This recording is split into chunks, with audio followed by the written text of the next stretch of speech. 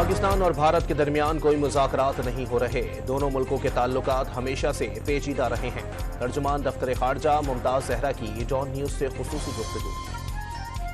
New Zealand में साल 9 का आगाज। ऑकलैंड के स्काई टावर पर शानदार आतिशबाजी का मुजाहरा। फिजा रंग बिरंगी रोशनियों से जगमगा उठी।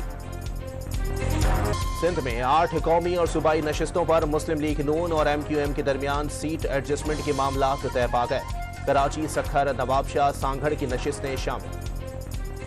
पीपी रहनुमा सईद गनी ने बाज़ पुलिस अफसरान पर मुखालिफ उम्मीदवार इरफानुल्लाह मरवत की इंतखाबी मुहिम चलाने का इल्जाम धर दिया।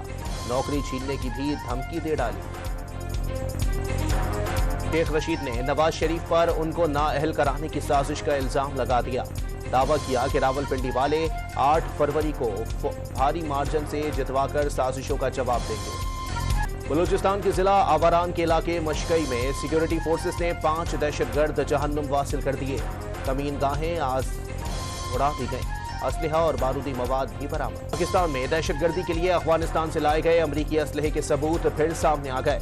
दहशतगर्दों के पास जदीद अमरीकी हथियारों की मौजूदगी खतरनाक करार। Guddu thermal power high transmission के स्विच यार्ड में आग लगने से धमाका। 500 kV की 3 लाइनें ट्रिप कर गई। सिंध, पंजाब और बलूचिस्तान के कई शहरों में बिजली की फराहमी मुअत्तल। सिहवन में हजरत लाल शहबाज कलंदर की मजार से करोड़ों रुपए मालियत की जेवरात चुराने के केस में नामजद मुलजिम का 3 रोजा जिस्मानी रिमांड मंजूर कर लिया गया। पंजाब, KP और इस्लामाबाद में मजीद 228 गैर कानूनी गैस कनेक्शन मुनक़ता। 34 लाख से जायद के जुर्माने भी किए गए। और कौमी टीम की आखिरी टेस्ट के लिए मेलबर्न से सिडनी आमद। टीम आज आराम, कल और परसों प्रैक्टिस सेशन करेगी। तीसरा टेस्ट 3 जनवरी से शुरू होगा।